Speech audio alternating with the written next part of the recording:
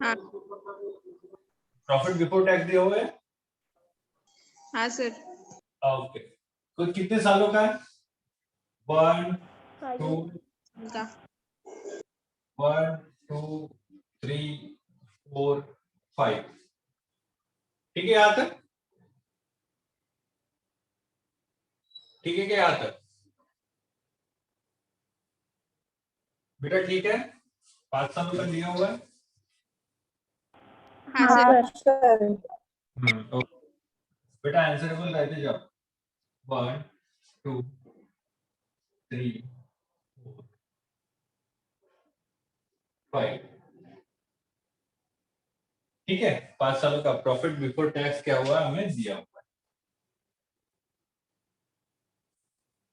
Profit before tax हमें दिया हुआ है। चलो, इतना तो पहले से दिया हुआ है। और एक बात और, हम क्या लिख लेंगे? और क्या लिख प्रॉफिट लेंगे? बिफोर का प्रॉफिट बिफोर टैक्स लिख लेते हो? ठीक है, बताओ मुझे कितना कितना है? पहले साल का कितना है? 10,000। 10,000। Very good. एक मिनट रुको, उसको सोचने दो।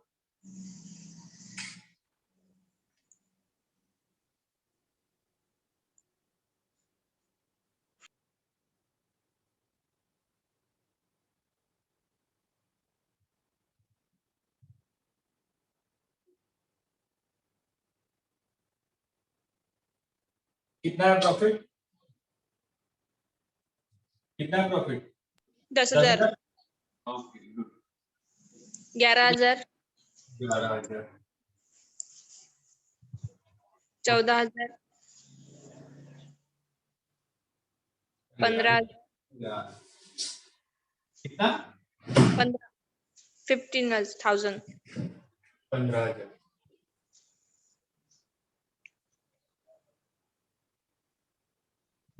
25,000। लिख ही नहीं हो, लिखना ही नहीं हो रहा उससे।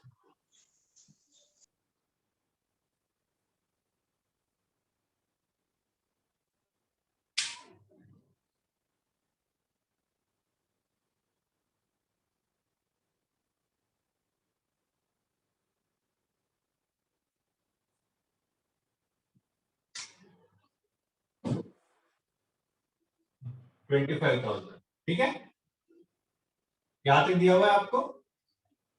हाँ सर। ओके, यहाँ पे कुछ कैलकुलेट करने की जरूरत नहीं, सब इजी वे से होगा। प्रॉफिट बिफोर टैक्स दिया हुआ है, 5 साल है हमारे पास, 50,000 इनिशियल इन्वेस्टमेंट। यहाँ तक हमारे सब क्लियर है, क्योंकि यहाँ तक हमें प्रॉब्लम में दिया हुआ। अब क्या? अब बिफोर टैक्स है तो लेस टैक्स, तो लेस टैक्स। बिफोर टैक्स है तो बिफोर टैक्स है, इसलिए हम करेंगे लेस टैक्स। अभी ये 50,000 को देखो, स्ट्रेट लाइन मेथड है। ये 50,000 को 5 साल में इक्वली डिवाइड करना है। 5 साल में इक्वली डिवाइड करना है मतलब 5 साल में इक्वली डिवाइड करना है मतलब पहले साल को देंगे 10,000, दूसरे साल में देंगे 10,000, इक्वली डिवाइड कर रहे हैं। तीसरे साल में देंगे 10,000, चौथे साल में देंगे 10,000, फिफ्थ साल में देंगे 10,000। मतलब क्या हुआ यहाँ पे? देखिए बेटा, यहाँ पे आपने 50,000 को इक्वली डिस्ट्रीब्यूट कर दिया 5 सालों में। स्ट्रेट लाइन मेथड है इसके लिए। ठीक है, अभी हाँ, अभी हमें मिलेगा प्रॉफिट बिफोर। अरे यार, ये हमेशा कंफ्यूजन हो जाता है मुझे, बताते भी नहीं हो आप। प्रॉफिट बिफोर डिप्रिसिएशन दिया हुआ था। प्रॉफिट बिफोर डिप्रिसिएशन दिया हुआ था बेटा, मेरे दिमाग में टैक्स टैक्स ज्यादा चलता है। Tax tax, profit before depreciation.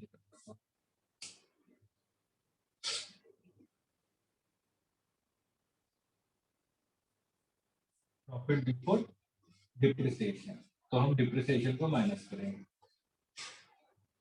ठीक है, चलो अभी हमें मिलेगा profit before tax.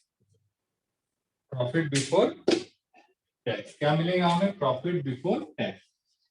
Profit before tax 10,000 से 10,000 गए जीरो, 10,000 से 10,000 गए 0। Zero, 11,000 minus 10,000 1,000, 14,000 minus 10,000 4,000, 15,000 minus 10,000 5,000, 25 minus 10 15,000। Clear यहाँ तक? अभी बिफोर टैक्स है, देखो प्रॉफिट पहले बिफोर डिप्रिसिएशन था, लेस डिप्रिसिएशन किया, बिफोर टैक्स है लेस टैक्स करते हैं, लेस टैक्स, टैक्स रेट दिया हुआ है 35%, दिया हुआ है ना 35%। चलो 35% के हिसाब से माइनस करते हैं, जीरो का 35% जीरो ही आएगा, 1000 का 35% 350 आएगा, 4000 का 35% कितना आएगा? 4000 का 1400। 1400 आएंगे ये। 5000 का 35%, 5000 का 35%, 1750, then after 15,000 का 35%, 5250। चलो हो गया ये। अभी इसको भी ये कर लेते हैं। ओके, अभी लेस डिप्रिसिएशन हो गया, फिर हमें मिलेगा यहाँ पे नेट प्रॉफिट मिलेगा। नेट प्रॉफिट क्या मिला यहाँ पे हमें? Net profit. ठीक है, नेट प्रॉफिट में से जीरो जीरो ही आएंगे यहाँ पे। 1000 माइनस 350, 1000 माइनस 350 650,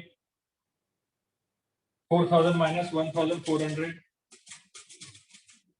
ये आएगा 200 2600, देन 5000 माइनस 1750, 3250, 15,000 माइनस 5250, 9750। क्लियर है यार? यहाँ तक क्लियर है बेटा? Yes, sir. सर। हाँ चलो, अभी जो डिप्रिसिएशन हमने माइनस किया था उसको करेंगे हम ऐड। ऐड डिप्रिसिएशन, क्या करेंगे हम उसको? Add ऐड डिप्रिसिएशन, मतलब 10,000 10,000 10,000 10,000 10,000।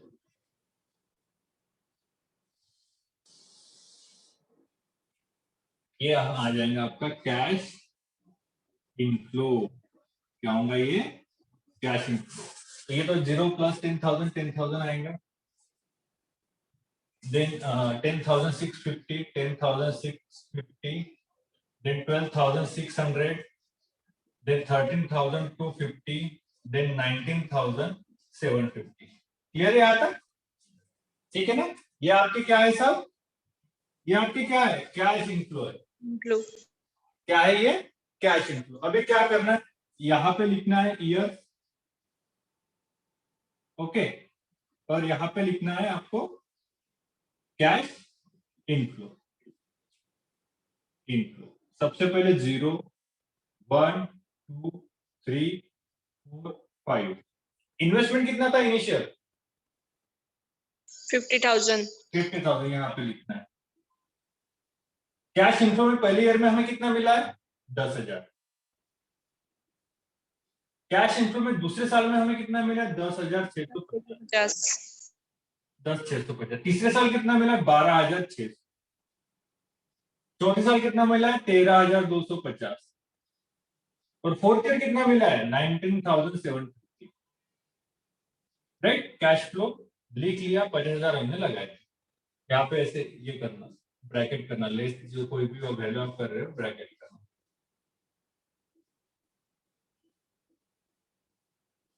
ठीक है, यहां तक क्लियर है आपको? यहां तक कोई प्रॉब्लम नहीं। अभी हमें चाहिए पेबैक पीरियड, मतलब हमें पैसे कब वापस मिलता है? Payback period. चलो, अभी पहले साल कितना मिल रहा है हमें? पहले साल कितना मिल रहा है हमें? 50,000 पहले साल के बेटा वो तो 0 है। पहले साल कितना? 10,000 सर। 10,000 10,000 ऐड करो कैलकुलेटर में। 10,000। दूसरे साल में कितना मिल रहा है? 10,650। तीसरे साल में 12,600। चौथे साल में 13,250। ठीक है, यहां तक हमें 46,500 मिल रहे हैं। अगर हम इसको ऐड करते हैं तो ज्यादा अमाउंट चल जाएंगे, जो कि हमें नहीं चाहिए। हमें सिर्फ पता करना है हमें 50,000 हमें कब मिलने वाले।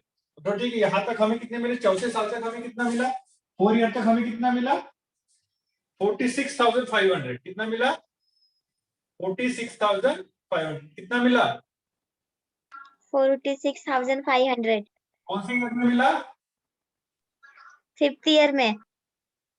ईयर में कितना मिला हमें, 46,000। सॉरी ध्यान देना, 3,500 कहां से आप पूछ रहे थे ना, 46,500 हमें मिल गए। हमें अमाउंट कितना चाहिए, 50,000। इससे माइनस करो, 3,500 आते हैं। ऊपर लिखो 3,500, नीचे का अमाउंट ये वाला 19,750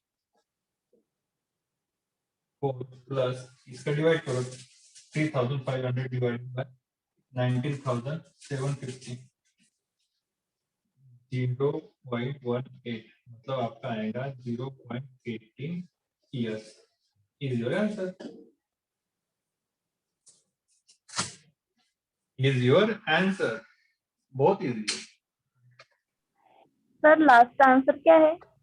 सर हाँ, आपका कैमरा थोड़ा ब्लैक बोर्ड के पास ले जाना, दिख नहीं रहा। सर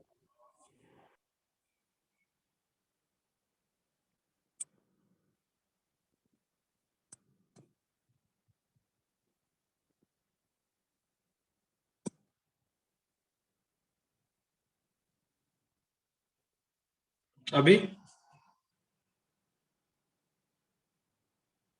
ठीक है सर।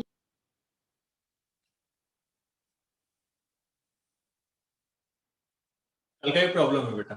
यहाँ बेटा अगर लिखो मत, सिर्फ मुझे समझो और बताओ कि आपको कौन सी अमाउंट कैसे कैलकुलेट करना है, नहीं समझा। एक एक करके मुझे पूछो कौन सी अमाउंट आपको नहीं समझा।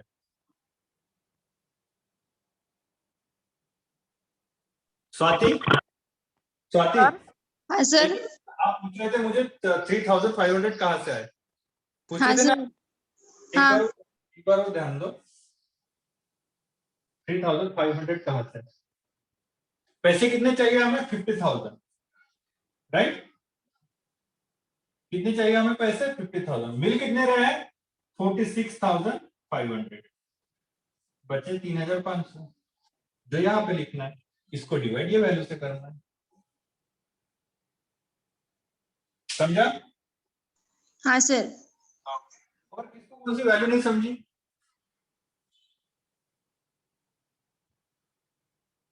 बाकी समझा सर, ये थोड़ा सा ध्यान में नहीं आया था। ओके, कोई बात नहीं। और प्रॉब्लम करेंगे ना, आपको समझ में आ जाएगा। अभी हम नेक्स्ट प्रॉब्लम करेंगे, समझ में आ जाएगा। सर हाँ, सर वहाँ पे वो एड डिप्रिसिएशन, सर वो 2 बार क्यों ली? सर तो ऊपर भी। पहले लेस क्यों किया, फिर ऐड क्यों किया? हाँ सर। बेटा ये फॉर्मूला होता है पेबैक पीरियड कैलकुलेट करने का, इसका कोई रीजन नहीं। आपको कभी ऐसा लगा है कि ये फॉर्मूला ऐसा क्यों है? डिप्रिसिएशन का अगर हम फॉर्मूला करेंगे, इनिशियल इन्वेस्टमेंट माइनस स्क्रैप, इसके बाद हम डिप्रिसिएशन का भी एग्जांपल देंगे, वो फॉर्मूला होते हैं। वैसे ही कैलकुलेट करने के फॉर्मूला है। एक बार आपको डिप्रिसिएशन माइनस, आपको डिप्रिसिएशन दिया हुआ है प्रॉब्लम में, डिप्रिसिएशन माइनस करो, डिप्रिसिएशन प्लस करो, ये फॉर्मूला, ये तरीका है, ये स्टेप्स होते हैं कोई भी मतलब प्रोसेस कॉन्सेप्ट को कैलकुलेट करने के लिए। तो फॉर्मूला वैसा क्यों होता है वो तो ऑथर को पता होगा। ओके, बस आपको ध्यान में रखना है कि ये ऐसे ही होता है। क्लियर है? Yes sir. सारी की सारी अमाउंट क्लियर है? हम दूसरा प्रॉब्लम करें।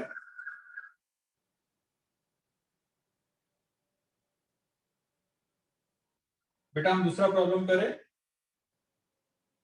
हाँ सर। हाँ सर। आपकी कॉन्सेप्ट और ज्यादा क्लियर हो जाएंगे सेकंड प्रॉब्लम से। ओके,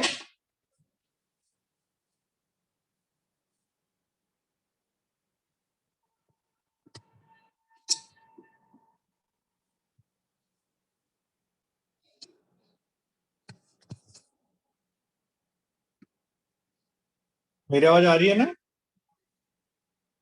हाँ सर। हाँ ओके, लिखिए इनिशियल इन्वेस्टमेंट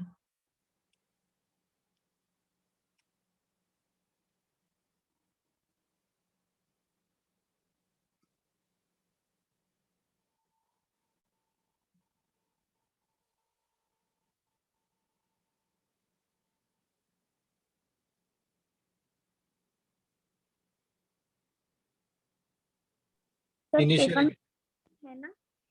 हाँ, दूसरा प्रॉब्लम है, लिखिए initial investment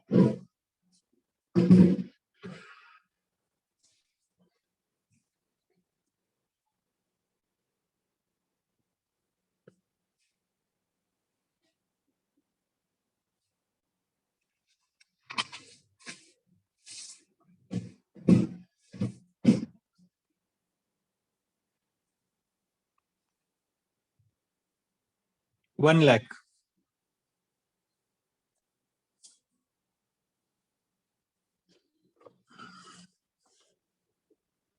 Initial investment 1,00,000.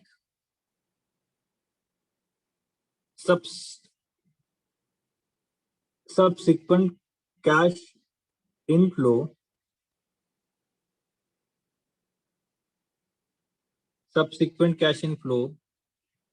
are, एक साइड में लिखिए बेटा ईयर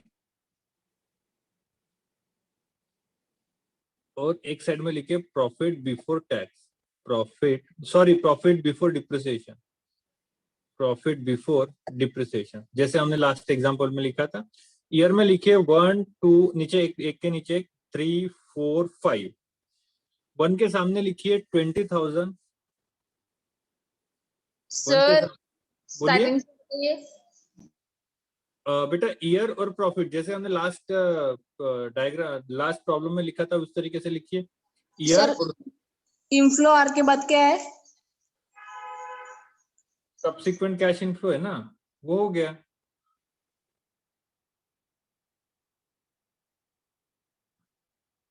एक मिनट रुको, मैं आपको ना बोर्ड पे ही बताना पड़ेगा।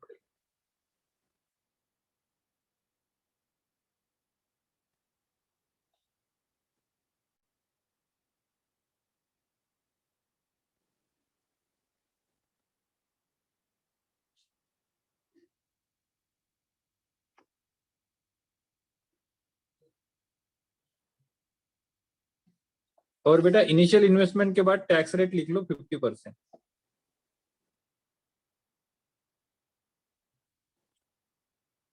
टैक्स रेट लिख लो 50%।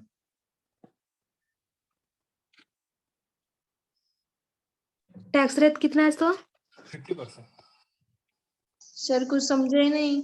हाँ समझ जाएगा बेटा, रुको।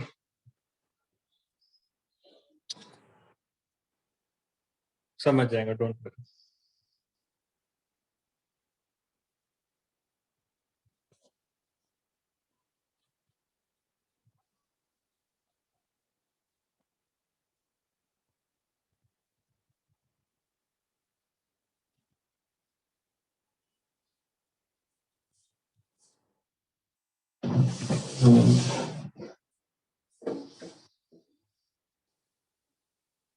इनिशियल इन्वेस्टमेंट लिखा? हाँ सर। उसके बाद सामने लिखो कॉमा करके, उसके सामने लिखो कॉमा करके टैक्स रेट इज 50%।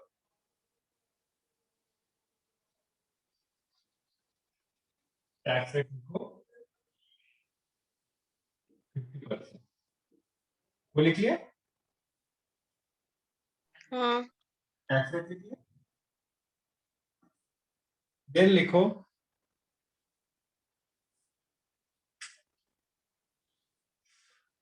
ईयर, ऐसे ईयर लिखा ऐसा, उसके सामने प्रॉफिट बिफोर डिप्रिसिएशन, ऐसे लिखो 1 2 3 4 5। पहले साल लिखो 20,000, दूसरे साल लिखो 22,000, तीसरे साल 28,000, चौथे साल 80,000, 5th ईयर 50,000। समझा अभी? Yes sir. Yes sir. हाँ, और नीचे लिख लो calculate payback period. Calculate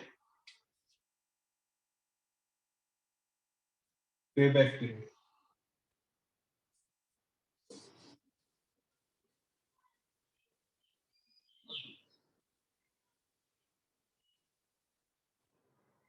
calculate payback. Sir amount लिखने की होनी थी ना कौन सी होने की? सर। 22,000 के बाद क्या है? पहले साल में लिखो 20,000, दूसरे साल में 22,000, तीसरे साल में 28,000, चौथे साल में 80,000,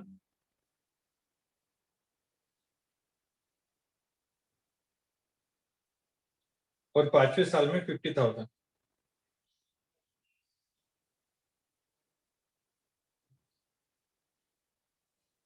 ठीक है?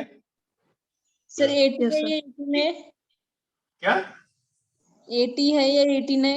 80 80 180।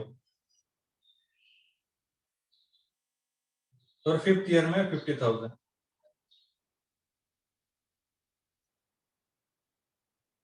5th ईयर में 50,000।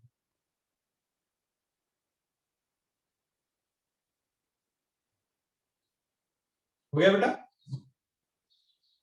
हाँ सर। Yes sir. नीचे लिख लो कैलकुलेट पेबैक पीरियड।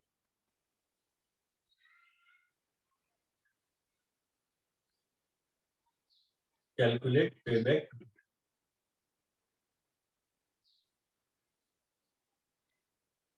चलो, हो गया सबका? Yes sir.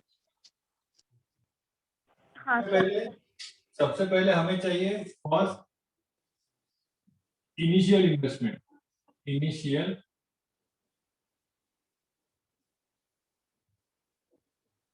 कितना है? 1 लाख। 1 लाख। 1 लाख।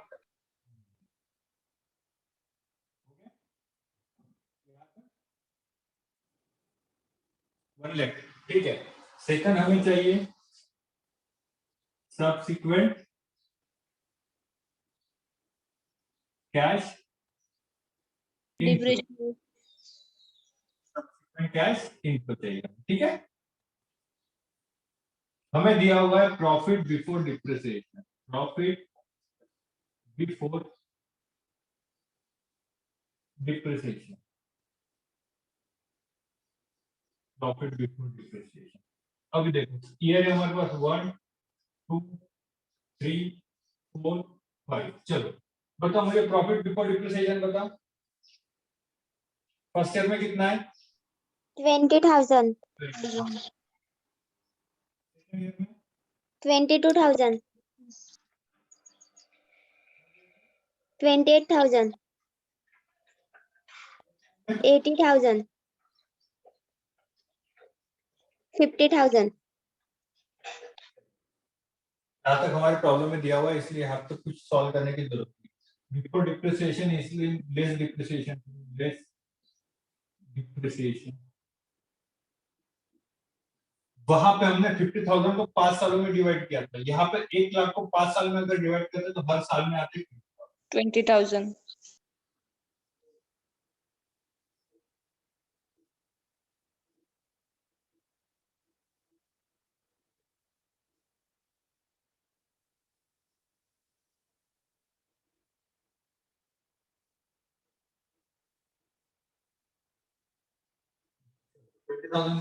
ये हम आपके पास बचेगा profit before tax. Profit before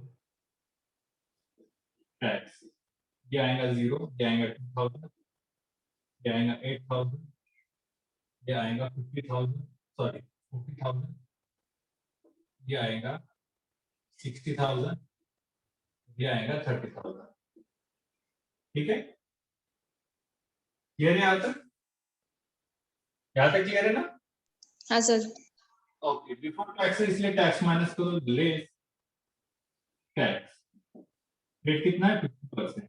0 का 50%, 0 20 का टू का 50% 1000, 8000 का 50% 4000, आधा आधा, 60,000 का 50% 30,000 एंड 30,000 का 50% 15,000।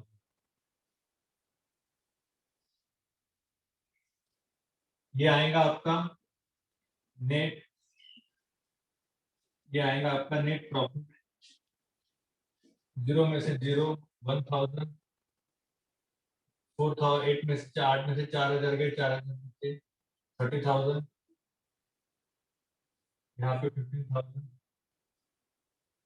फिर आपको ऐड करना है जो डिप्रिसिएशन आपने माइनस किया था, डिप्रिसिएशन 20,000, 20,000, 20,000, 20,000, 20,000।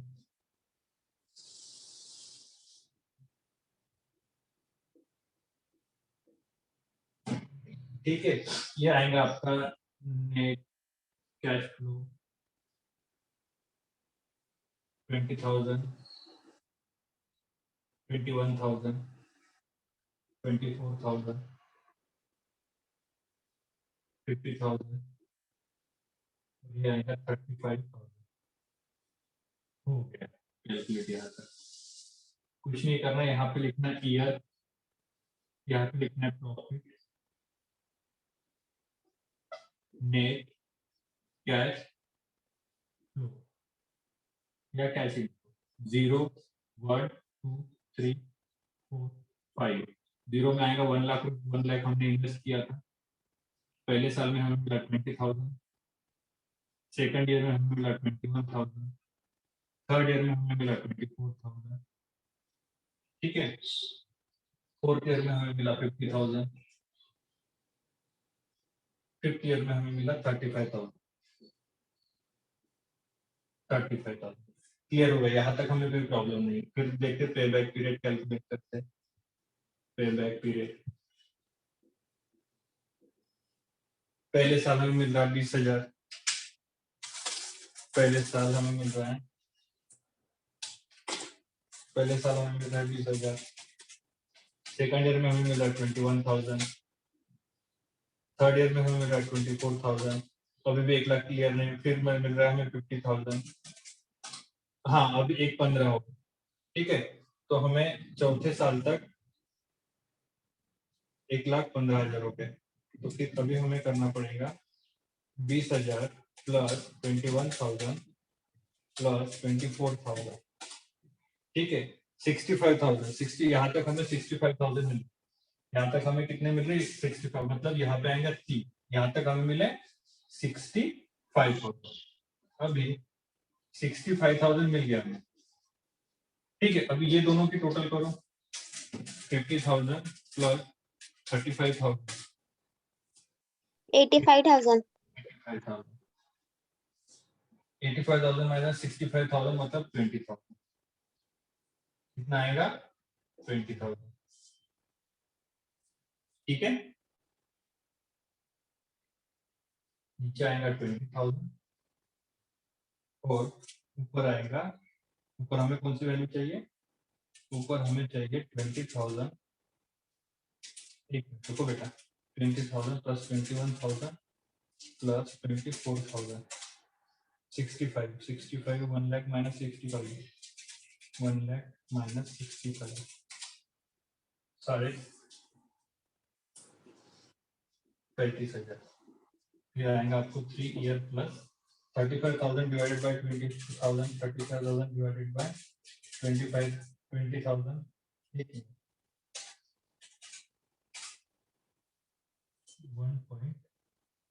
75. आपका आंसर है 3 प्लस 1.75। कहीं तो भी गड़बड़ होगी कैलकुलेशन करते समय, कहीं तो भी गड़बड़। Hello sir. हाँ बेटा, सर आपने वहाँ पे 1 लाख चाहिए था, 85,000 नहीं चाहिए था।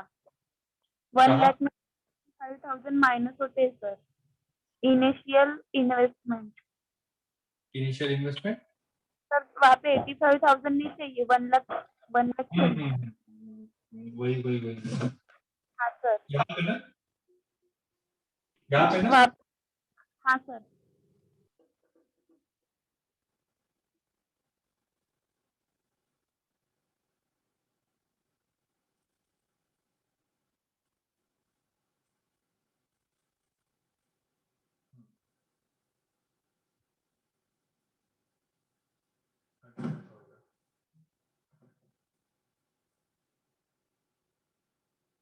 बेटा ये लिख लो, ये लिख लो, हम फिर से करेंगे। इसे लिख लीजिए, हम फिर से करेंगे। सर आप कैमरा जूम कीजिए। ओके,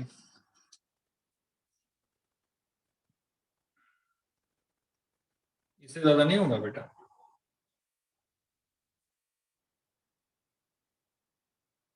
दिख रहा है? सिर्फ यही एक नहीं दिखता होगा, इनिशियल इन्वेस्टमेंट।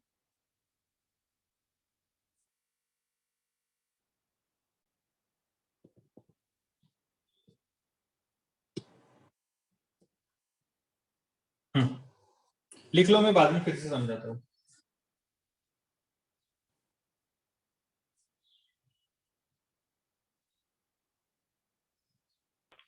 सर तो फिर आंसर ये राइट है? नहीं नहीं, आंसर राइट नहीं है। आप यहां तक लिखिए, यहां तक लिखिए।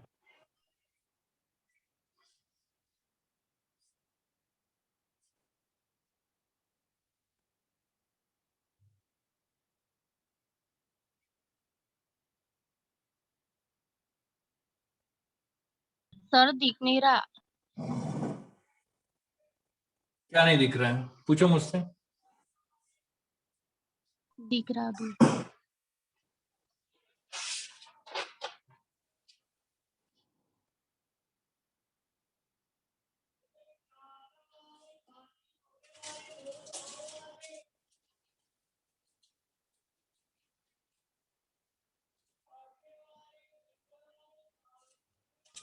सर कुछ दिख नहीं रहा ना ब्लैक बोर्ड में। क्या नहीं दिख रहा है? सर कुछ- अभी दिख नहीं रहा था, कुछ भी ब्लैक दिख रहा था, अभी दिख रहा है। हाँ ठीक है।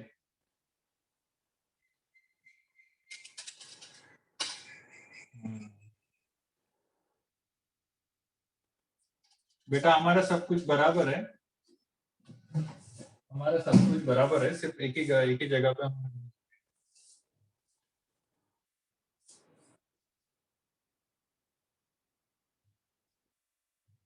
सिर्फ यहाँ पे हमारा गलत हो गया।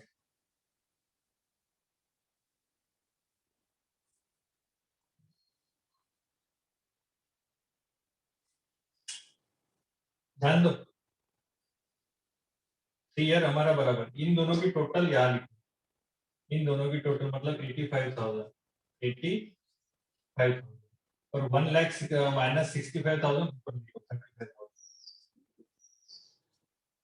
अब करो, कुछ गलत नहीं हुआ था, हमारा कैलकुलेशन बराबर, सिर्फ वो लिखने में गलत हो गया था। 35,000 डिवाइडेड बाय 85,000,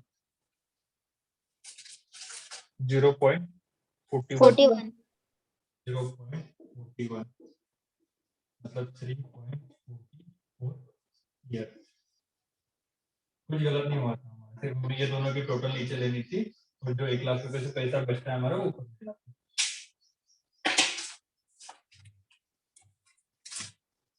सर हाँ, ब्लैक हो गया। आपने जो ये पे बैक पीरियड लिए हो वो 3+ क्यों लिए हो? बस वो 3 क्यों है वहाँ पे? हाँ बेटा देखो, 3 सालों की अगर हम टोटल कर दे तो हमें 65,000 मिलता है, ठीक है।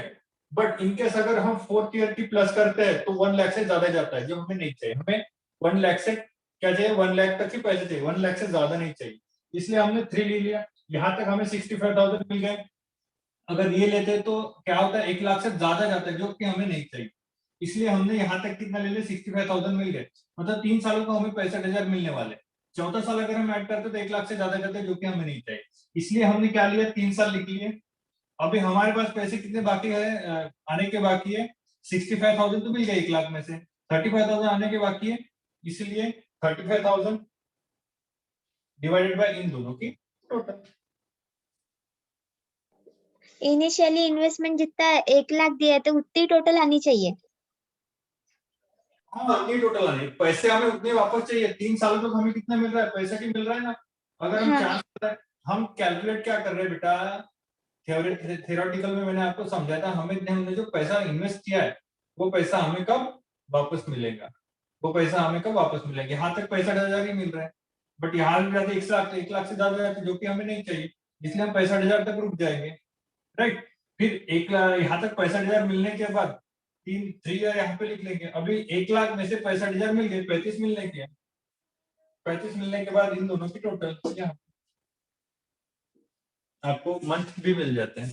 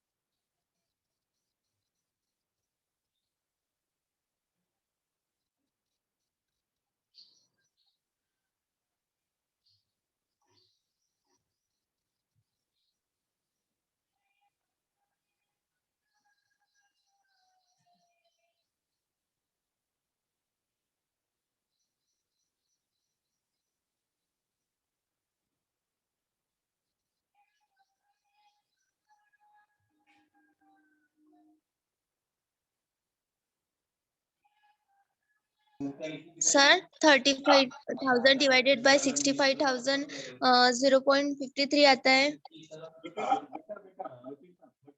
डिवाइडेड बाय 85,000, इन दोनों की टोटल।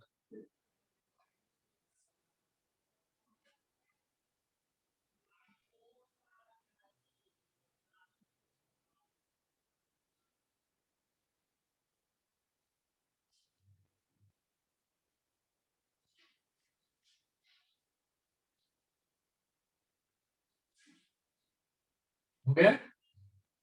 सर 85,000 क्यों लिया? जैसे पहले एग्जांपल में हमने क्या लिए थे, 5th ईयर सिर्फ एक ईयर बचा था, इसलिए सिर्फ एक टोटल लिए थे 19,750, बट यहाँ पे हमारे 2 साल बचे, इसलिए हमने दोनों की टोटल। इनके अगर 3-4 रहते तो तीनों की टोटल लेते। यहाँ तक तो हो चुका है हमारा, ये देखो 3 साल बचते, कौन से, चौथा साल और 5वां साल, इसलिए इनकी।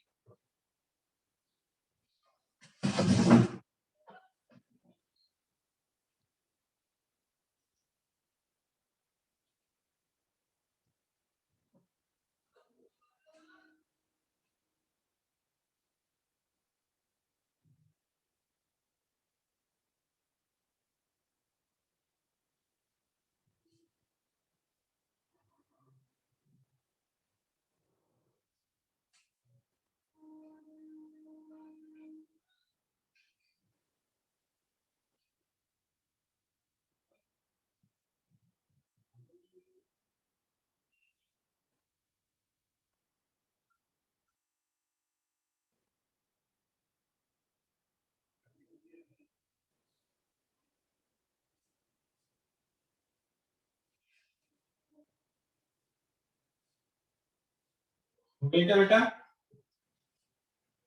हाँ sir. Okay.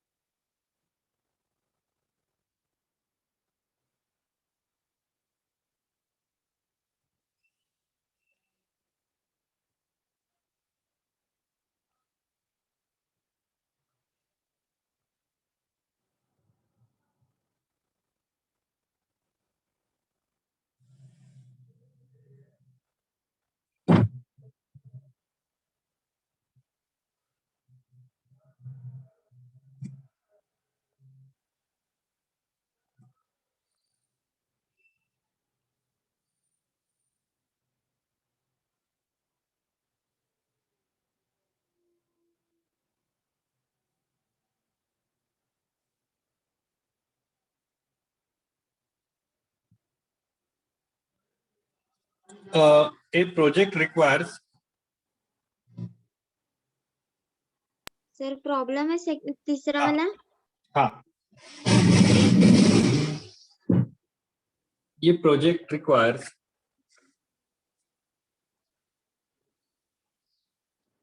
an initial investment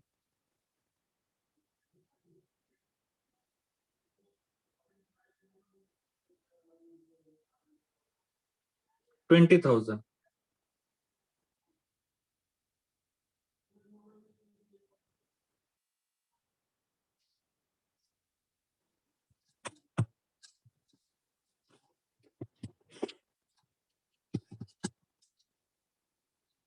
and generates the following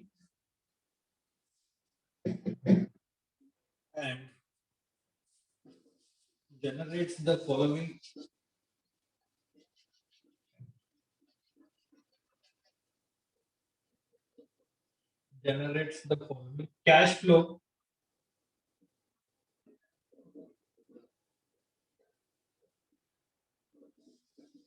generates the following cash flow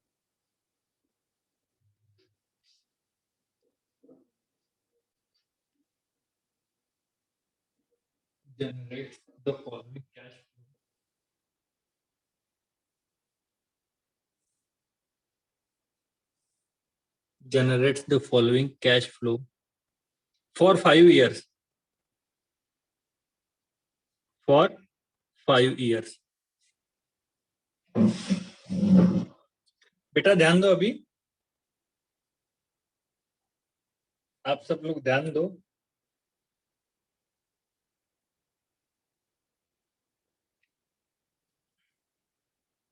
सब लोग ध्यान दीजिए। एक कॉलम में ईयर लिखिए, एक कॉलम में ईयर लिखिए और एक कॉलम में कैश फ्लो लिखिए। ध्यान दीजिए, यहाँ पे जो है आपको प्रॉफिट बिफोर टैक्स नहीं दिया है, यहाँ पे आपको प्रॉफिट बिफोर टैक्स नहीं दिया है, यहाँ पे आपको कैश फ्लो डायरेक्टली दिया हुआ है। जो हम कैलकुलेट करते हैं ये इन्होंने डायरेक्टली दिया है। ठीक है, क्लियर है यहाँ तक? हाँ सर। हाँ ठीक है। Yes sir. हाँ, तो एक कॉलम में जैसे हम लिखते ईयर लिखो, एक कॉलम में 1 2 3 4 5 और प्रॉफिट बिफोर डिप्रिसिएशन की जगह पे कैश इनफ्लो लिखो, कैश इनफ्लो लिख लिया? Yes sir. ओके, अभी 1 2 3 4 5 लिखो ईयर में, ईयर के सामने 1 2 3 4 5 और कैश फ्लो में 1 के सामने लिखो 6,000।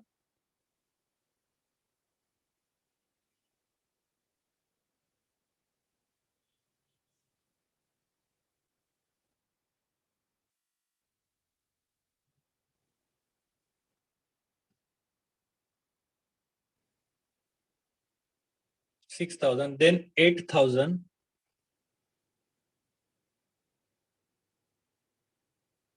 then 5,000,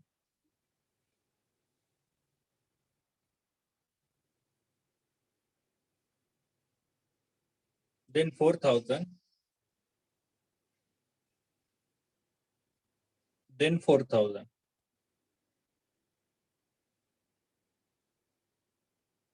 नीचे के लाइन में लिखो calculate payback period of the project,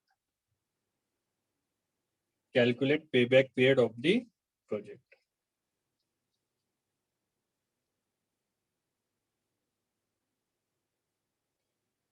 period of the project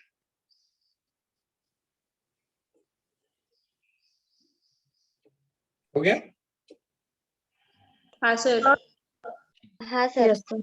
okay,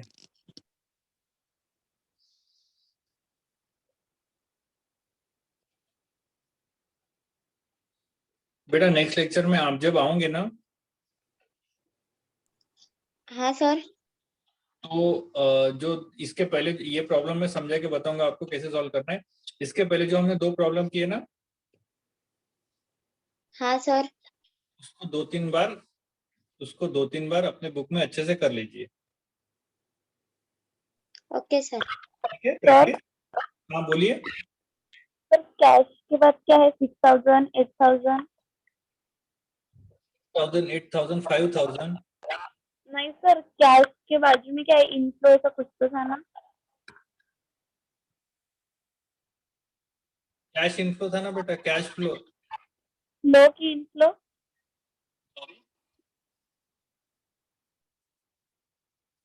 क्या बोल रहे हो बेटा?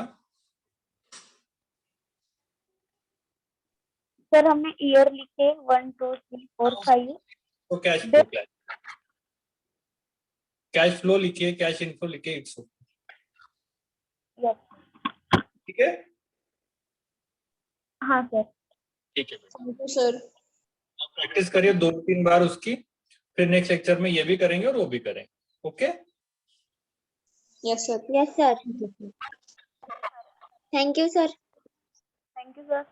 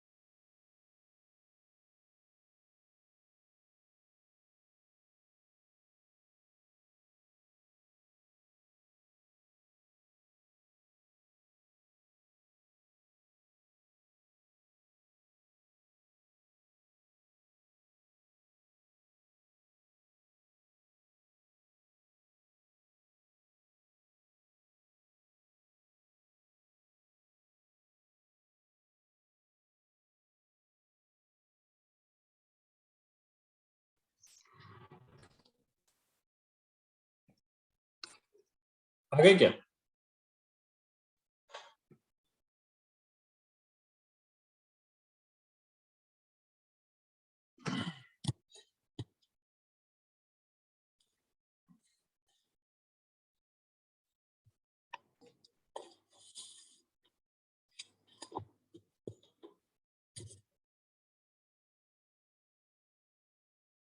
शायद मैं प्रोसेस समझा रहा था आपको। हाँ सर। कल अटक गया था ना। हाँ।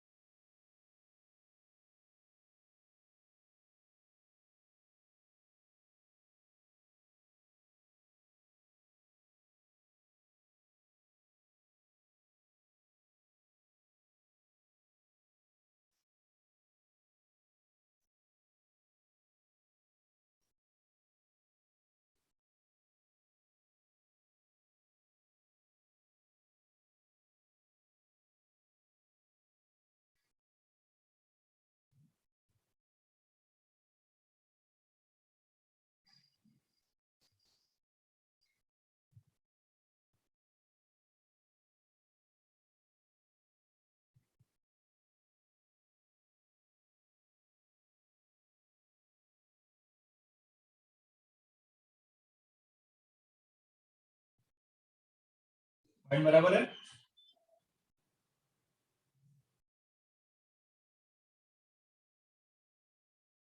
बेटा पॉइंट बराबर है? देख रही सर। देखो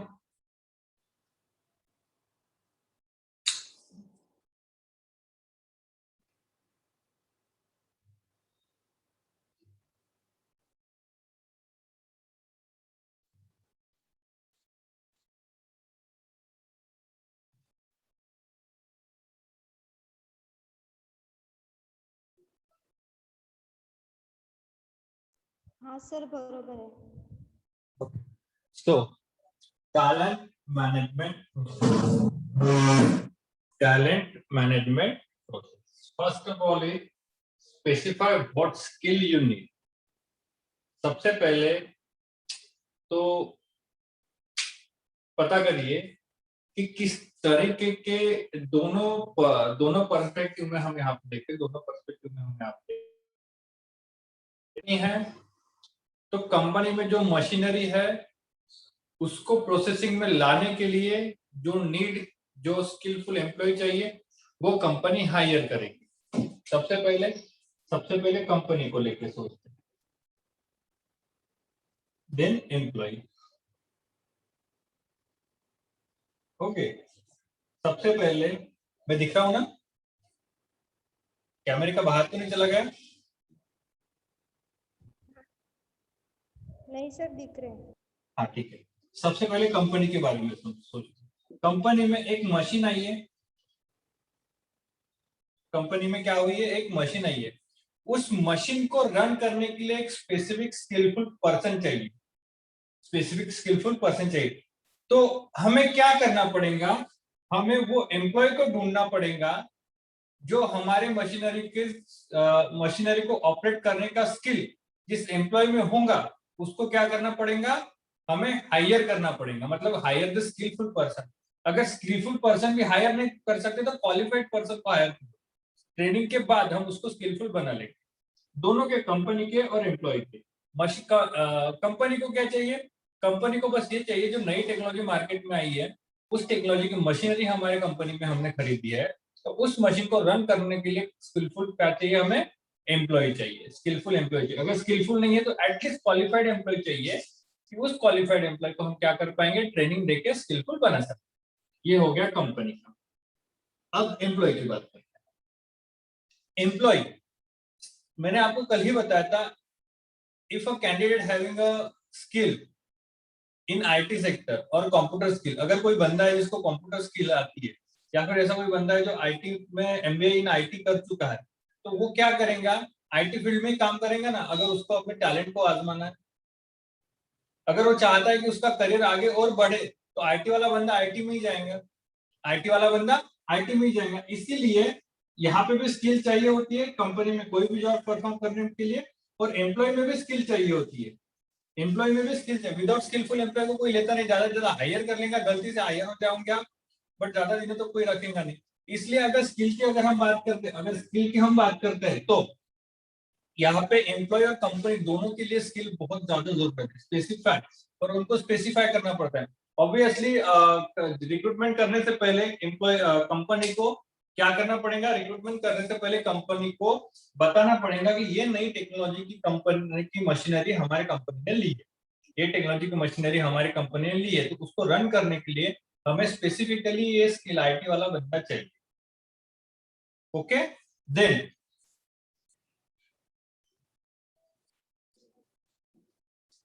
सेकंड पॉइंट है attract the right people.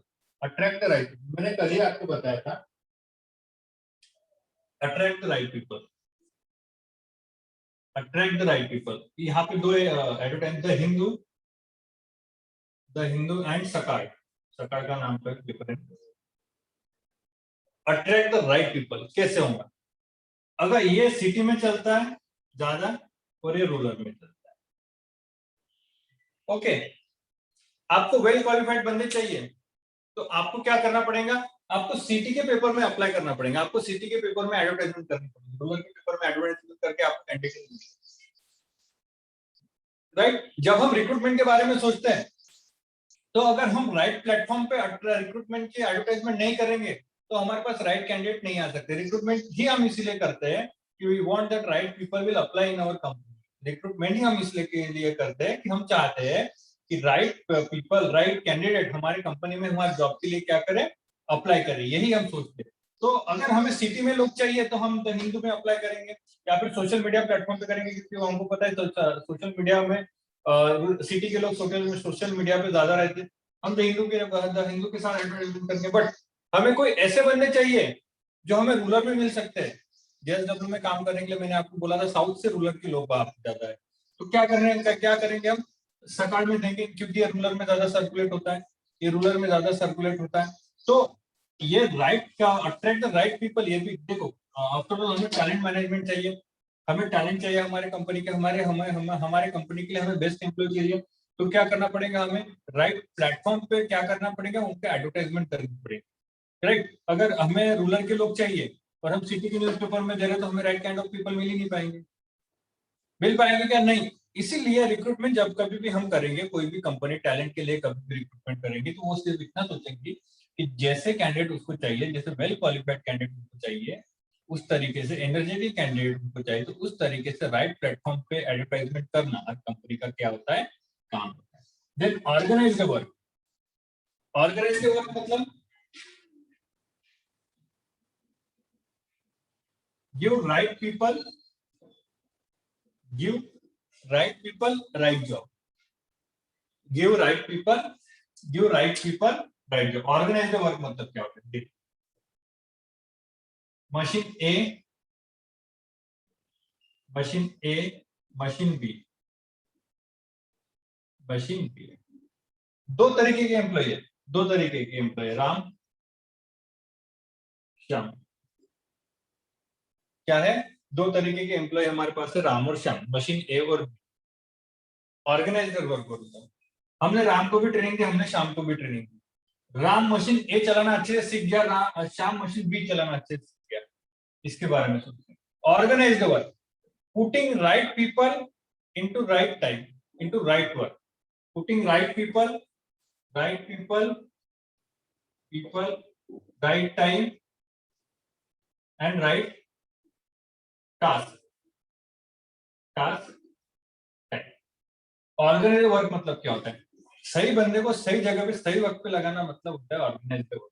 Ram machine ए को अच्छे से चलाना जानता है, तो हमारा कंपनी का काम होता है कि राम को मशीन ए पे काम करने के लिए हम दें। अगर हम मशीन बी पे उसको देंगे तो उसको कुछ समझेगा नहीं, उसका भी टाइम जाएगा और हमारा भी टाइम जाएगा, मतलब हम ऑर्गेनाइज वर्क बराबर नहीं कर रहे।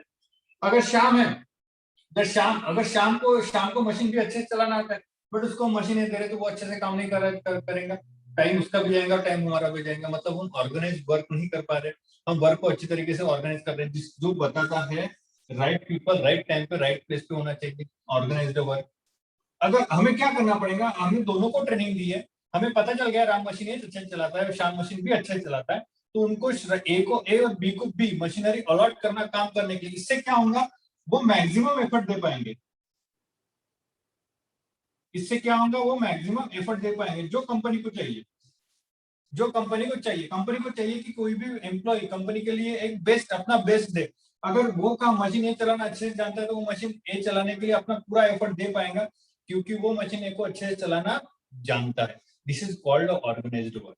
This is called organized, putting right people right time on right job on right task, it's called organize work. Next point है organize learning. Organize the learning. अभी मैंने आपको बोला था राम और श्याम को हमने ट्रेनिंग दी है। राम श्याम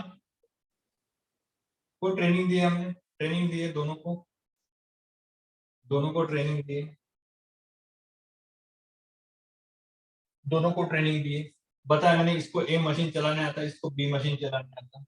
तो ऑर्गेनाइज लर्निंग मैंने ट्रेनिंग ऑर्गेनाइज करने के तरीके आपको बताए थे। सबसे पहले नीड स्पेसिफाई करो, अरेंजमेंट करो, राइट। मतलब ऑर्गेनाइज लर्निंग मतलब हमको एम्प्लॉय को ट्रेनिंग देनी है, जो एम्प्लॉय हमने कंपनी के अंदर हायर की है, जो एम्प्लॉय हमने कंपनी के अंदर हायर किए उनको हमें राइट ट्रेनिंग देनी है। उसको किस तरीके से ऑर्गेनाइज करना, सबसे पहले तो ये देख लेना कि हमें कौन सी स्किल चाहिए हमारे कंपनी को रन करने, राइट। हमको कौन सी ट्रेनिंग देनी है, सबसे पहले हमें ये, अगर मशीन ए चलानी है तो हमें वही बंदा ढूंढना पड़ेगा जो मशीन ए चलाने के बारे में प्रॉपरली ट्रेनिंग दे सकता है, मतलब ऑर्गेनाइज अ लर्निंग। क्योंकि ऑब्वियसली हम बहुत ज्यादा इन्वेस्ट करने वाले हमारे कंपनी के अंदर ट्रेनिंग में, तो हम चाहेंगे ना कि हमें आउटपुट मिले। अगर आपको आउटपुट चाहिए तो एक ट्रेनिंग सेशन एक ऑर्गेनाइज तरीके से होना चाहिए, पहले थ्योरेटिकल देन प्रैक्टिकल इम्प्लीमेंटेशन, जो फिर इवेलुएट करना वो सीखा है या नहीं सीखा है, अगर नहीं सीखा है तो फिर से ट्रेनिंग देना. This is the part of a training, this is the part of a learning. मतलब organize your learning in a best and possible way. Next है होल्ड परफॉर्मेंस अप्राइजल. देखो बहुत सारे ऐसे एम्प्लॉय होते हैं,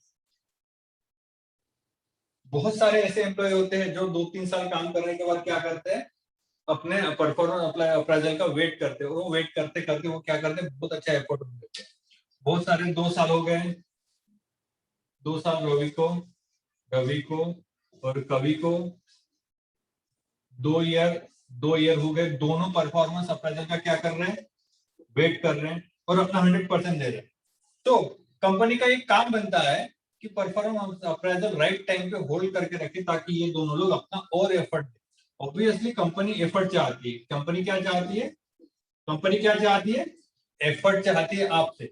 अगर कंपनी आपसे एफर्ट निकालने के लिए आपको परफॉर्मेंस अप्राइजल होल्ड पे भी रखती है तो भी चलता है. क्यों, क्योंकि आप और ज्यादा अपना मैक्सिमम एफर्ट कंपनी के लिए देते हैं. राइट. राइट. टैलेंट मैनेजमेंट किस तरीके से होता है, हमें कभी कभी ऐसा करना पड़ता है कि हमें एम्प्लॉइज के परफॉर्मेंस भी होल्ड करके रखने पड़ते हैं, परफॉर्मेंस अप्राइजल भी होल्ड कर, ताकि हम चाहते हैं कि अगर हम 6 महीना लेट परफॉर्मेंस अप्राइजल देते हैं उनको तो 6 महीने तक वो अपना 100% कंपनी के लिए लगाएं. Then strategy to retain your best talent. There are different strategy to retain your best talent. देखिए अगर कोई 100% परफेक्ट एम्प्लॉय होगा, अगर कोई 100% परफेक्ट एम्प्लॉय होगा तो उसको कोई भी कंपनी छोड़ना नहीं चाहती. अगर कोई 100% परफेक्ट एम्प्लॉय होगा तो उसको कोई कंपनी छोड़ना नहीं चाहती. Suppose a person having the knowledge of finance,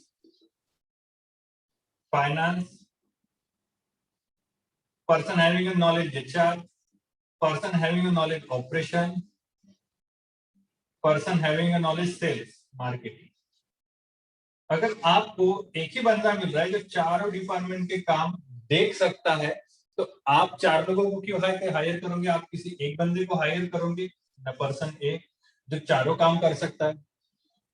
right. मतलब strategy to retain your best talent.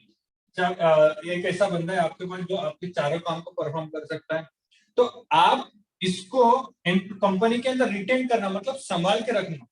इसको कंपनी के अंदर क्या करना है, इसको कंपनी के अंदर क्या करना है, रिटेन करना है. उसके लिए अलग अलग पॉलिसी बनाओ, उसको कंपेंसेशन दो, उसको पर्क दो, मतलब बंगलो वगैरह दो, बंगलो, नौकर, गाड़ी, कार, ये सारी चीजें उसको दो. क्योंकि देखो राइट टैलेंट को कोई भी कंपनी छोड़ना नहीं चाहती. अगर गूगल को बोलो कि सुंदर पिचाई को निकाल दे तो निकाल पाएंगे. अगर माइक्रोसॉफ्ट को बोलो कि सत्या नाडेला को निकाल दे तो निकाल पाएगा. अगर पतंजलि बोले बाबा रामदेव के बिना हम कंपनी चला लेंगे तो हो पाएगा. क्यों, क्योंकि राइट काइंड ऑफ एम्प्लॉय को हर कोई रिटेन करना चाहता है. क्योंकि वो जानता है कि मैं अगर एफर्ट लगा रहा, मेरे पास अगर अच्छे एम्प्लॉय नहीं होंगे तो मैं आगे नहीं बढ़ पाऊंगा. गलती से आगे बढ़ते हैं कोई गलती से आगे बढ़ते, बट वो हम रिटेन नहीं कर पाते अपने पोजीशन. तो कोई भी कंपनी अगर आगे बढ़ने के बारे में सोचती है तो वो पहले ही ये सोचती है कि जिस एम्प्लॉय ने हमें यहाँ तक आने के लिए एफर्ट लगाया है उनके लिए भी क्या करना चाहिए, कुछ करना चाहिए ताकि वो हमारे कंपनी में ज्यादा से ज्यादा क्या कर सके, रिटेन रह सके. ये नॉर्मल कंपनी होती है ना, वो ये एम्प्लॉय एचआर पॉलिसी वगैरह नहीं समझते. जो देखिए कभी भी आप एक बात याद में रखना, कोई भी सक्सेसफुल कंपनी ले लो, इमीडिएटली उसके एम्प्लॉय का नाम हमारे सामने आता है. कोई भी कंपनी ले लो, कोई भी सक्सेसफुल कंपनी, एक भी कंपनी उठा लो, अगर माइक्रोसॉफ्ट का नाम लेते हैं तो बिल गेट्स का नाम हमारे सामने आता है. अगर एप्पल का नाम लेते तो स्टीव जॉब का आता है नाम सामने. मतलब हमें पता है कि उनके एम्प्लॉय का, जो वहां पे काम करने वाले लोग हैं, उनका बहुत ज्यादा क्या होता है, बहुत ज्यादा एफर्ट होता है. तो उनको पता है कि उस एम्प्लॉय को कंपनी के अंदर किस तरीके से रिटेन करके रखना. देन लास्ट है प्लान फॉर सक्सेशन. ध्यान से सुनो, सक्सेशन प्लानिंग होती क्या है.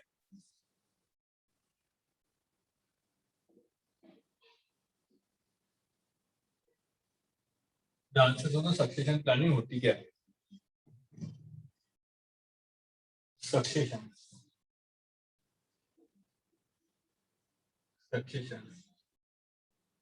ठीक है.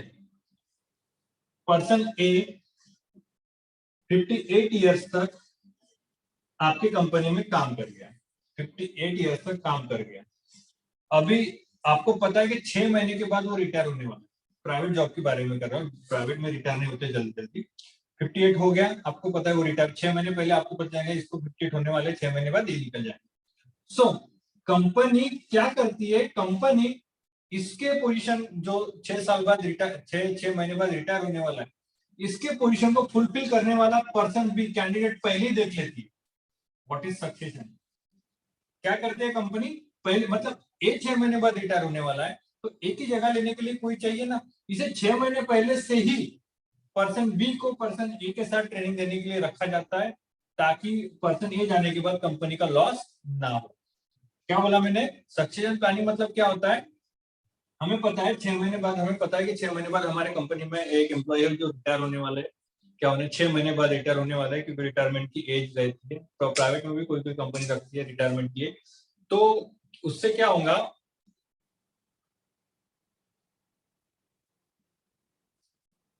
उससे क्या होगा बेटा कि हमें पता है 6 महीने बाद कोई एम्प्लॉय रिटायर होने वाला है, तो उसकी जगह लेने के लिए 6 महीने पहले से ही किसी एक एम्प्लॉय को लगा दीजिए, ताकि अगर एम्प्लॉय जाए तो कंपनी का लॉस ना हो। ठीक है, क्लियर है यहाँ तक? बेटा कोई पॉइंट है जिसको रिपीट करना है?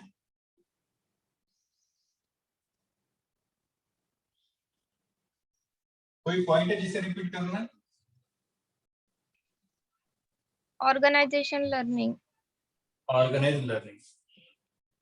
ऑर्गेनाइज लर्निंग मतलब होता है कि जो ट्रेनिंग सेशन हम देने वाले, जो लर्निंग सेशन या ट्रेनिंग सेशन जो दे रहे हैं हम, उसको प्रॉपरली शेड्यूल वाइज लगाओ। प्रॉपरली शेड्यूल वाइज सबसे पहले उसको मशीनरी के बारे में थ्योरेटिकल इंफॉर्मेशन दो, मशीनरी के बारे में थ्योरेटिकल दो, जो हमने थ्योरी पढ़ाई है उसको प्रॉपरली मशीनरी पे काम करने के लिए डेमोन्स्ट्रेशन दो। डेमोन्स्ट्रेशन देने के बाद उसको बोलो कि तू टास्क परफॉर्म कर। इसमें दो चीजें होंगी बेटा, इसमें दो चीजें होंगी, या तो वो सीख पाएगा या तो नहीं सीख पाएगा, तो उसको काम के लिए लगा दो। बट अगर नहीं सीख पाएगा तो फिर से उसे ट्रेनिंग दो।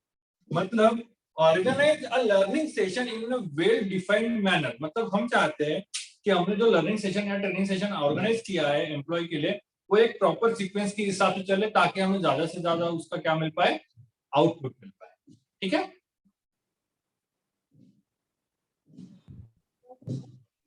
हाँ सर। ओके।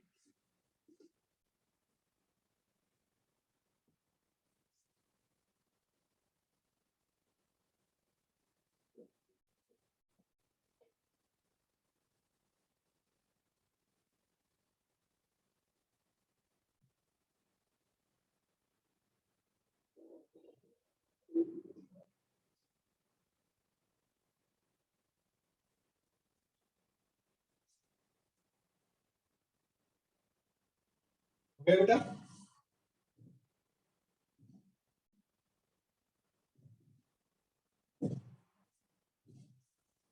आपको ये लिखे होंगे ना आपने ये पॉइंट? हाँ सर। ठीक है,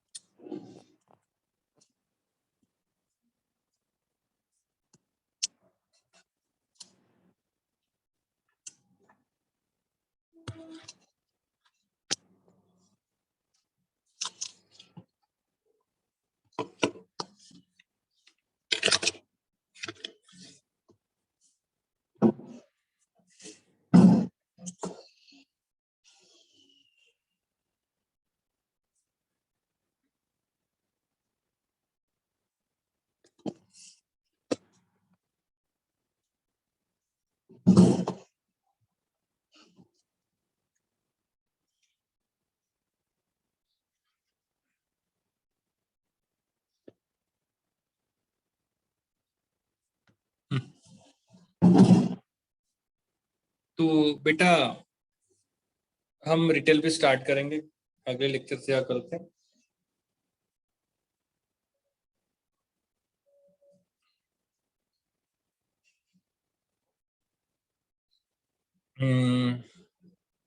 इसमें कुछ बचा है?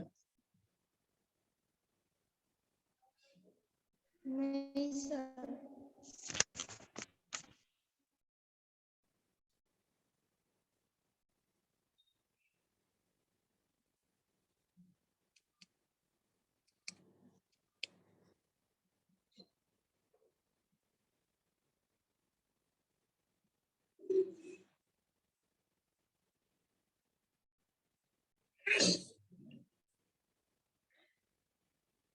एक काम करना,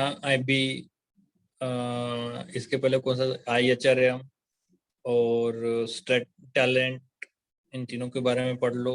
नहीं आता है तो अगले लेक्चर में पूछना, और हम रिटेल स्टार्ट करेंगे। हम क्या करेंगे? रिटेल स्टार्ट करेंगे।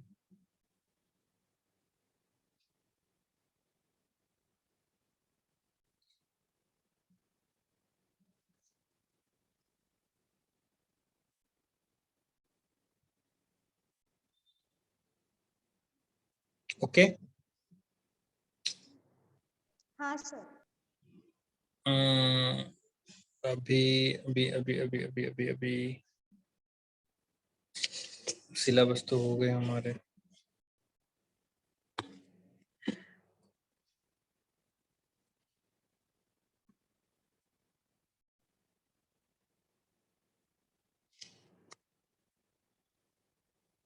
ज्यादा बड़ा नहीं है बेटा वो रिटेल का वगैरह।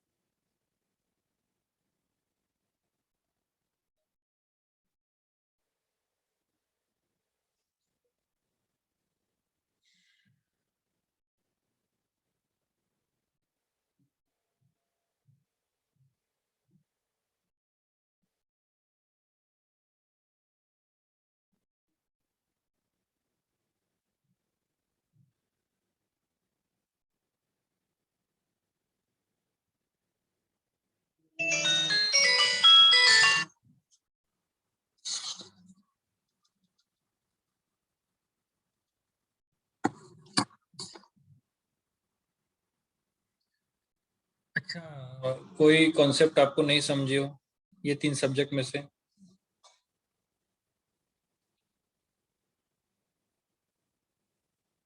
देखो, तीनों में से कोई भी कॉन्सेप्ट को देखिए, और नहीं समझे हो तो पूछिए मुझे।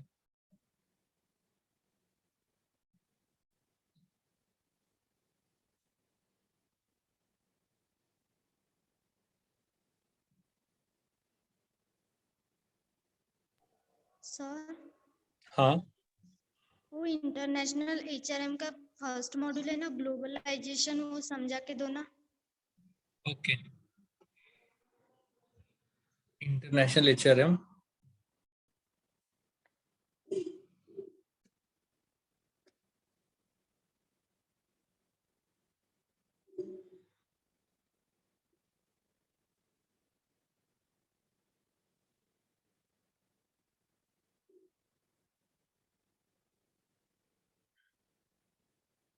एक मिनट बेटा, मुझे देखने तो उसका ये सिलेबस। हाँ सर।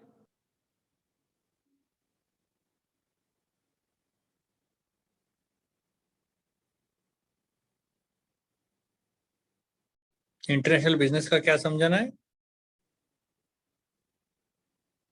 ग्लोबलाइजेशन। उसमें कहाँ है बेटा ग्लोबलाइजेशन? इंटरनेशनल एचआरएम का।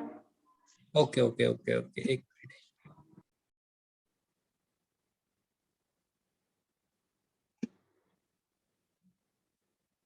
अच्छा, globalization, nature, drivers and effect ना? हाँ सर। हाँ ठीक है।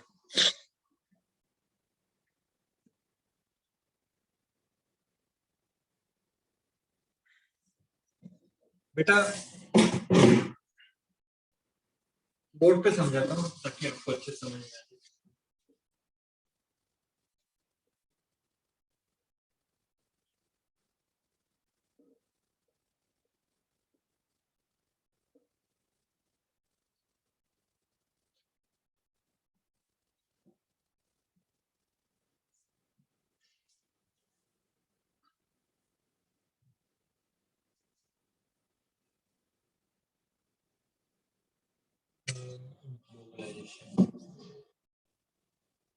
उसका डेफिनेशन लिखा है, उसका डेफिनेशन लिखा है। सर मेरी बुक ना घर पे है, मैं लाती हूँ। घर पे मतलब आप कहाँ हो? मैं इधर स्कूल है ना, उधर आके बैठी सर। कोई बात उधर कोई नहीं रहता। नहीं। ये निकालो कोमल, ये निकालो, मुझे ये बताओ।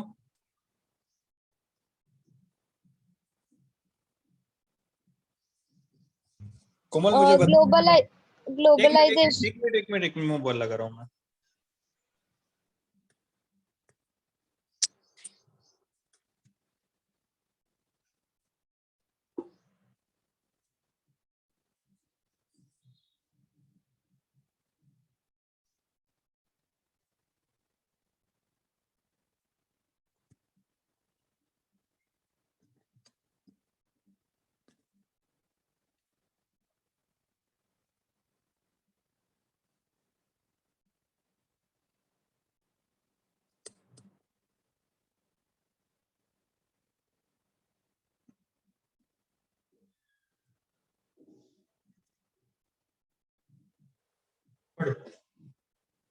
Globalisation. Globalization is the word used to describe the growing interdependence on the world economic, culture, and population brought about by cross-border trade of goods and services, technology, and flow of investment, people, and information.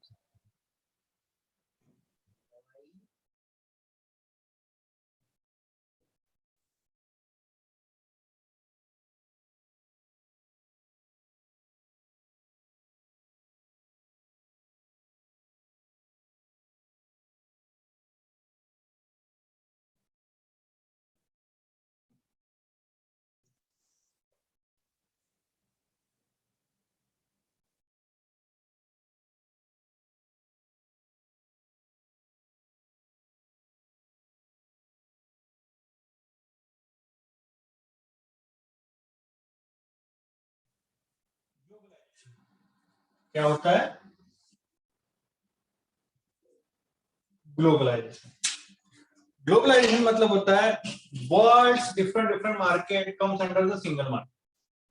World's different market comes under the single market. आपको पता होगा एक economy रहती है, हर देश की अपनी अपनी इकोनॉमी रहती है, और हर कोई ये चाहता है कि इकोनॉमी, अपने देश की इकोनॉमी आगे बढ़े।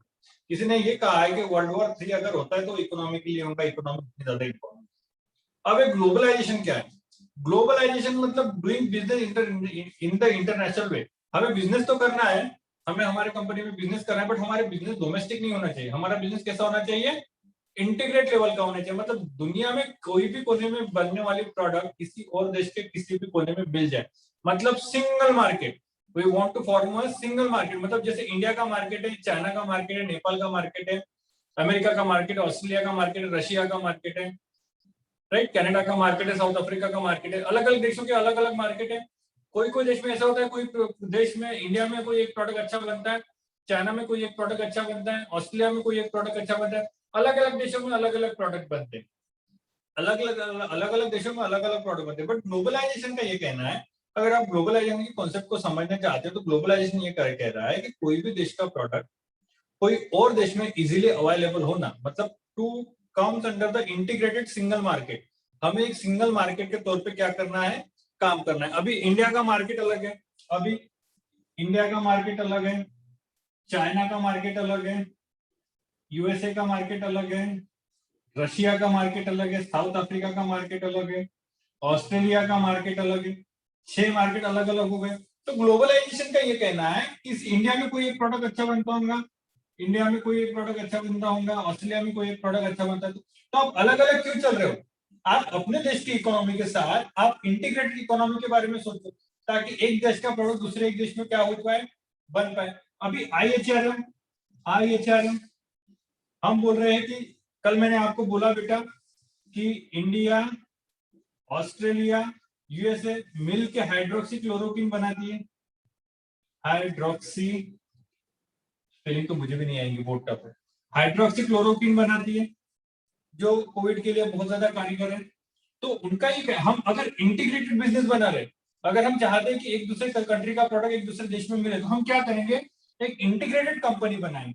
तो वो इंटीग्रेटेड कंपनी को चलाने के लिए जो अलग अलग एम्प्लॉय हमारे पास आते हैं, XYZ अलग अलग एम्प्लॉय हमें आते, तो हमें एक ऐसा IHRM सिस्टम बिल्ड करना पड़ेगा, हमें एक ऐसा इंटरनेशनल ह्यूमन रिसोर्स मैनेजमेंट का सिस्टम बिल्ड करना पड़ेगा, जिसके थ्रू हम चाइना के भी, जिसके थ्रू हम इंडिया के एम्प्लॉय को समझे, ऑस्ट्रेलिया के एम्प्लॉय को समझे, यूएसए के एम्प्लॉय को समझे।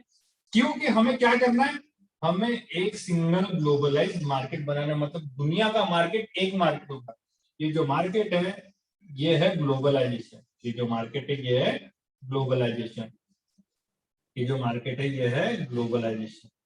मतलब दुनिया के अलग अलग मार्केट एक देश के मतलब एक मार्केट में क्या करना, कन्वर्ट करना। इजीली कोई भी प्रोडक्ट होगा, इजीली अलग अलग देशों में बनने वाला एक देश में बनने के लिए दूसरे देश में बनने के लिए अवेलेबल हो जाए वो इजीली। इसके बारे में सोचना मतलब होता है ग्लोबलाइजेशन। ऑब्वियसली अगर हम इंटरनेशनल बिजनेस के बारे में सोचते हैं, ग्लोबलाइजेशन के बारे में सोचते हैं, हम चाहते हैं कि हम अलग अलग देशों के साथ व्यापार करें, तो हमें ऐसा कल्चर भी बिल्ड करना होगा जो अलग अलग कंट्री के एम्प्लॉय को क्या कर सके, समझ सके। राइट, हमें ऐसा बिल्ड करना पड़ेगा ना, हमें ऐसा एनवायरमेंट बिल्ड कर। तो ये होता है बेटा ग्लोबलाइजेशन। ग्लोबलाइजेशन मतलब world different market, world different market into single market. मतलब दुनिया का मार्केट सिर्फ एक मार्केट बनने के लिए ग्लोबलाइजेशन कॉन्सेप्ट यूज की जाती है, ग्लोबलाइजेशन कॉन्सेप्ट यूज की जाती है। अभी हमें इतने देशों के एम्प्लॉय अगर एक ही कंपनी में काम कर रहे हैं, अगर एक कंपनी है, एक कंपनी में अलग अलग देशों के एम्प्लॉय काम कर रहे हैं, तो हमें एक ऐसा कल्चर बनाना पड़ेगा, अगर हमें ऐसा एक IHRM कल्चर बनाना पड़ेगा, जो कल्चर तीनों देशों के अलग अलग, ये तो 3 सिर्फ हमने एग्जांपल लिए, अलग अलग देशों के एम्प्लॉय को समझे, उनको समझ के एक HRM की पॉलिसी बिल्ड कर सके, ताकि वो एम्प्लॉय और कंपनी दोनों एक साथ क्या कर सके, ग्रो कर सके, आगे बढ़ सके। क्लियर है? हाँ सर। रोहिणी? हाँ सर, समझा भी। ओके बेटा, बोर्ड पे अच्छे से और जल्दी समझ जाता है एज कंपेयर टू ऐसे। अच्छा हो गया हमने बोर्ड लगा लिया, छोटा सा ये मतलब बड़ा काम का है।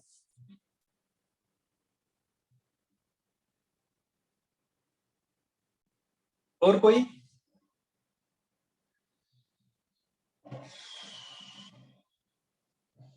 और कोई बेटा?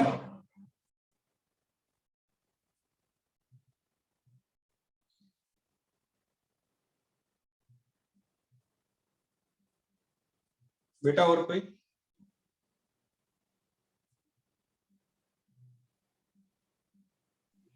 नहीं होगा ना बेटा, देखो।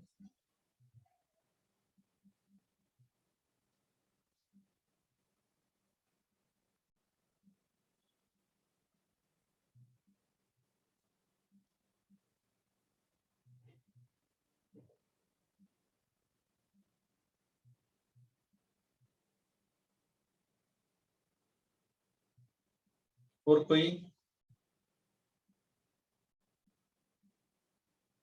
कोई कंसेप्ट है पूछो। आप अपना सिलेबस देखना चालू कर दो, सिलेबस देखने के बाद मुझे बताओ और क्या नहीं है।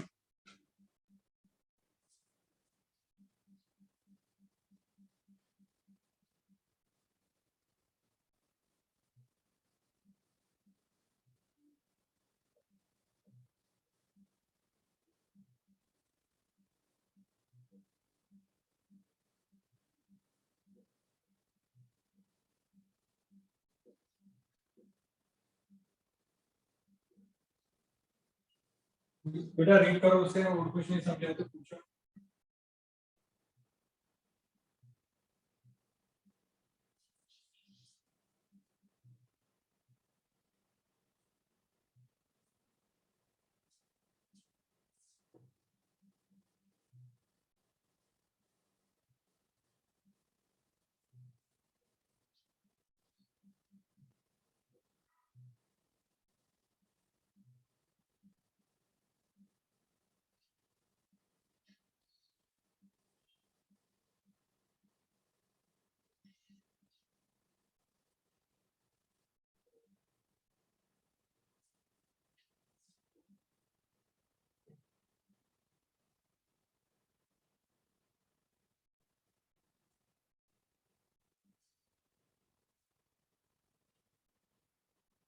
और रीड करिए ना।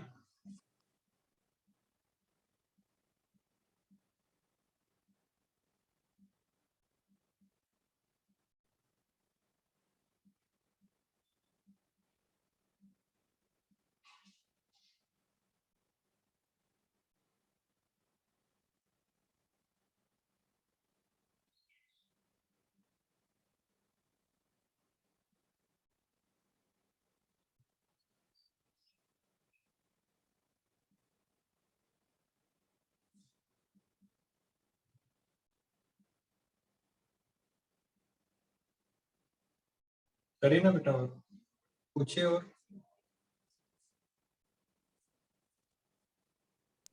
सर हाँ, सर वो एमबीए के लिए कौन सी एग्जाम देनी पड़ती है स्टार्टिंग में? सीईटी। सीईटी। सीईटी। हाँ, अभी आप अगर अभी फॉर्म निकलेंगे, हाँ सेशन तो पूरे बेटा, सेशन तो पूरे चेंज हो चुके हैं, इधर के उधर उधर के उधर। बट अभी कभी भी फॉर्म निकलते हैं ना तो मैं आपको बताऊंगा, ठीक है। बस सर निकले ना, निकले। तो फिर फॉर्म भर दो। हाँ तो कंफर्म यही करना था कि कौन सी एग्जाम देनी पड़ती है करके। सीएटी देना पड़ता है, अभी नई आती है एटी, हमें वो भी देना पड़ता है। 2-3 भी दे दो बेटा, कोई फर्क नहीं पड़ता। नाम बताओ सर फिर से, कौन से बोले? मैं दोपहर के लेक्चर में बताऊंगा। मैं मेरे सर को कॉल करता हूँ एमबीए के, उनको पूछता हूँ मैं। बट बेटा आप अपनी कास्ट वैलिडिटी बना लो, विदाउट कास्ट वैलिडिटी एडमिशन नहीं होता है। बन गई? बनिए सर। हाँ और रोहिणी आपकी? नहीं सर, अभी बनाऊंगी। नहीं बेटा अभी बनाओगे नहीं, अभी बना लो जितना हाँ जल्दी हो सके। क्योंकि बेटा वैलिडिटी के अलावा वो एडमिशन ही नहीं देते, क्योंकि एआरसी जब हम करते हैं, हाँ एआरसी जब हम करते हैं वेरीफाई हमारे डॉक्यूमेंट, तब नेशनलिटी, डोमिसाइल, अगर ओबीसी कैटेगरी है तो नॉन क्रीमिलियर, लिविंग सर्टिफिकेट, आपकी nationality, domicile, caste certificate, cast validity certificate, सब कुछ वहां पे चाहिए होता है, तभी आपका एआरसी होता है। तो विदाउट एआरसी एडमिशन नहीं होता है। सर हाँ। डोमिसाइल जरूरी होता है क्या? हाँ बेटा, डोमिसाइल को ज्यादा तकलीफ नहीं होती डोमिसाइल बनाने के लिए, बहुत इजी है डोमिसाइल बनाना। क्यों आपका नहीं है? हाँ सर, वो डोमिसाइल जल्दी बन जाती है लेकिन कास्ट वैलिडिटी नहीं में है सर। प्रॉब्लम आती है। कास्ट वैलिडिटी में प्रॉब्लम होती है, हाँ डोमिसाइल जल्दी बन जाती है ना बेटा। कौन सा तहसील आता है आपका? सावनेर। हाँ, तो जिस वो अर्धनविस होता है ना, उसको 500 रुपए एक्स्ट्रा देके काम कर दो, क्योंकि डॉक्यूमेंट बहुत ज्यादा जरूरी होते हैं। अभी तो सब ऑनलाइन हो गया सर, हो जाता है जल्दी। हाँ, या फिर कोई नेट कैफे वाला होगा ना, उसको बोलना एडमिशन के लिए मुझे अर्जेंटली चाहिए, वो बना देता है। ठीक है। हाँ सर।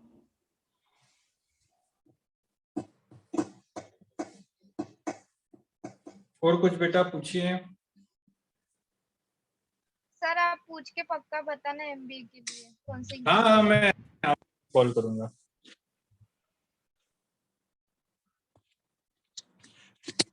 अभी मैं उनको कॉल करूंगा और सर को कॉल करके पूछ लूंगा। अब भी कॉल करता लेक्चर होने के बाद।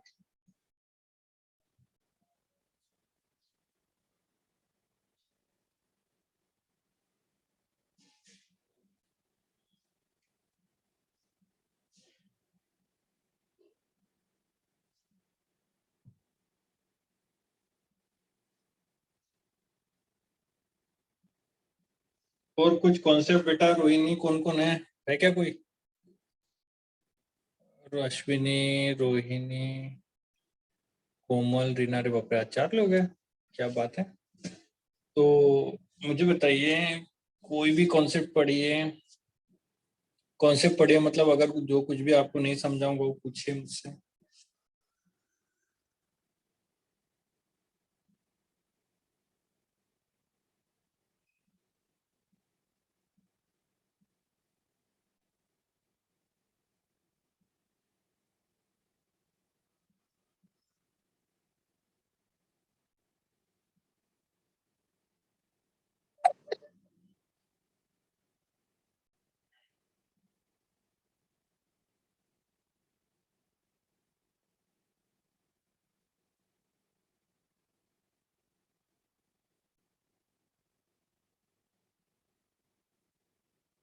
ठीक है बेटा, आप अभी रीड करो सारे के सारे कॉन्सेप्ट।